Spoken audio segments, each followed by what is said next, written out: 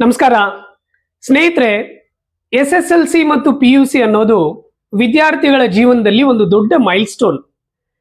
ಇಲ್ಲಿಂದ ಸಾಕಷ್ಟು ದಾರಿಗಳು ಕವಲೊಡೆಯುತ್ತೆ, ಡೈವರ್ಟ್ ಆಗುತ್ತೆ. ಯಾವ ದಾರಿ ಸರಿ, ಯಾವ ದಾರಿ ತಪ್ಪು, ಯಾವ ದಾರಿ ನಮ್ಮನ್ನ ಯಶಸ್ಸಿನ ಕರ್ಕೊಂಡು ಹೋಗುತ್ತೆ, ಯಾವ ದಾರಿಯಲ್ಲಿ ನಮಗೆ ಫೇಲಿಯರ್ ಸಿಗುತ್ತೆ ಅಂತ ಯಾರಿಗೂ ಕ್ಲಾರಿಟಿ ಇರಲ್ಲ. कंफ्यूजन ही कंफ्यूजन है, सॉल्यूशन कुछ पता नहीं. ರೀಸೆಂಟ್ ಆಗಿ ಒಬ್ಬ ಪೇರೆಂಟ್ ನನ್ನ ಹತ್ರ ಬಂದಿದ್ರು. ಅವ್ರ ಮಗಳು ಇವಾಗ BE computer science final semester.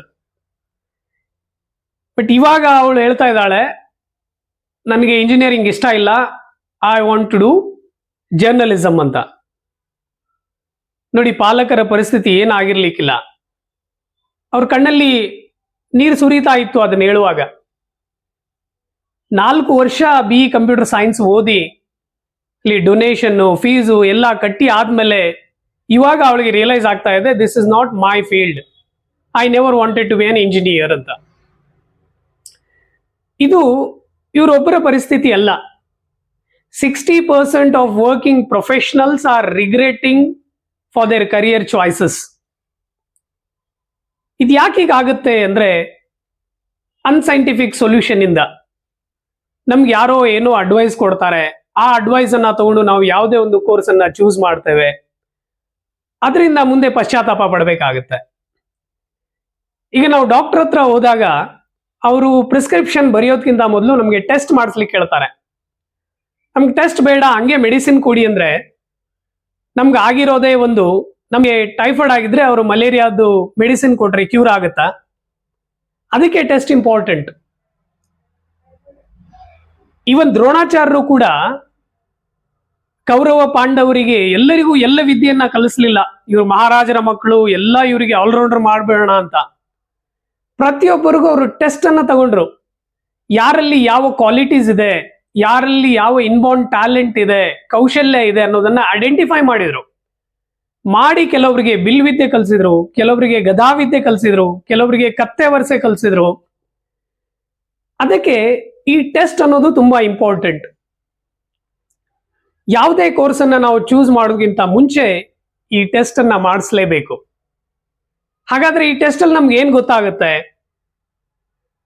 ನಮ್ಮ ಇನ್ಬಾರ್ನ್ ಕ್ವಾಲಿಟೀಸ್ ಏನಿದೆ, ಇನ್ಬಾರ್ನ್ ಇಂಟೆಲಿಜೆಂಟ್ ಏನಿದೆ, ಬೈ ನ್ಯಾಚುರಲ್ ಆಗಿ ನಮ್ಮ ಹತ್ರ ಇರುವ ಸ್ಕಿಲ್ ಸೆಟ್ ಯಾವುದು, ನಮ್ಮಲ್ಲಿರುವಂತಹ ಮಲ್ಟಿಪಲ್ ಇಂಟೆಲಿಜೆನ್ಸ್ ಏನೇನು.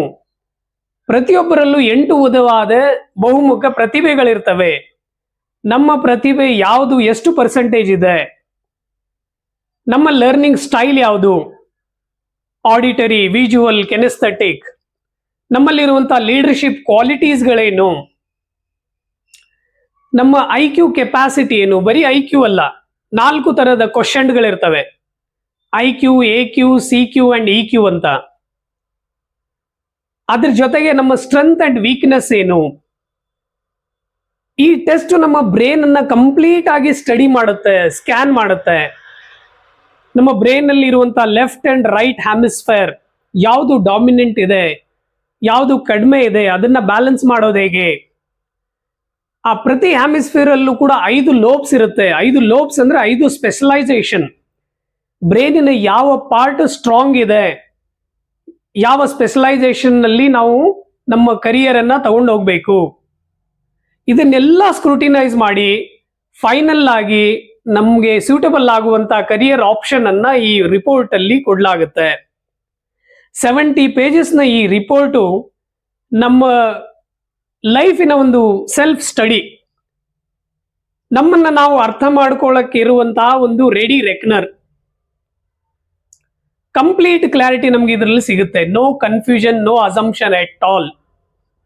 ಇಲ್ಲಿ ಕೊಟ್ಟಿರೋ ನಂಬರಿಗೆ ಕರೆ ಮಾಡಿ ಅಪಾಯಿಂಟ್ಮೆಂಟ್ ಫಿಕ್ಸ್ ಮಾಡಿ ಈ ಟೆಸ್ಟ್ ಅನ್ನ ಮಾಡಿಸಿ ಆಮೇಲೆ ನಿಮ್ಗೆ ಸೂಟೇಬಲ್ ಆಗುವಂತ ಕೋರ್ಸ್ ಅನ್ನ, ಕರಿಯರ್ ಅನ್ನ ಚೂಸ್ ಮಾಡಿ. Do not waste your time, money and effort. Unnecessary ಲಕ್ಷಗಟ್ಟಲೆ ನೀವು ಯಾವುದೋ ಕೋರ್ಸ್ ಅನ್ನ ಸೆಲೆಕ್ಟ್ ಮಾಡಿ ಅಲ್ಲಿ ಡೊನೇಷನ್ ಕಟ್ಟಿ, ಫೀಸ್ ಕಟ್ಟಿ 4-5 ವರ್ಷ ಆದ್ಮೇಲೆ ಇದು ನನ್ನ ಫೀಲ್ಡ್ ಅಲ್ಲ, ಇಲ್ಲಿ ನಾನು ಇರಬೇಕಾಗಿರ್ಲಿಲ್ಲ, ನನ್ಗೆ ಬೇರೆ ಏನೋ ಇಷ್ಟ ಆಯ್ತು, ನಾನು ಬೇರೆ ಏನೋ ನನ್ನ ಟ್ಯಾಲೆಂಟ್ ಇತ್ತು ಅಂತ ಪಶ್ಚಾತ್ತಾಪ ಪಡೋದನ್ನು ಬಿಟ್ಟು ಈ ಒಂದು ಟೆಸ್ಟ್ ಅನ್ನ ಮಾಡಿಸ್ಕೊಳ್ಳಿ. ಇದಕ್ಕೆ ಕಾಸ್ಟು ಕೂಡ ಜಾಸ್ತಿ ಇಲ್ಲ. ಈ ಒಂದು ಟೆಸ್ಟ್ ಅನ್ನ ನೀವು ಮಾಡಿಸ್ಕೊಂಡ್ರೆ ನಿಮ್ಗೆ ಕಂಪ್ಲೀಟ್ ಕ್ಲಾರಿಟಿ ಸಿಗುತ್ತೆ. With this I wish you the bright career ahead. Signing off, Zakir Dharwad, soft skill trainer and career counselor. Thanks for watching.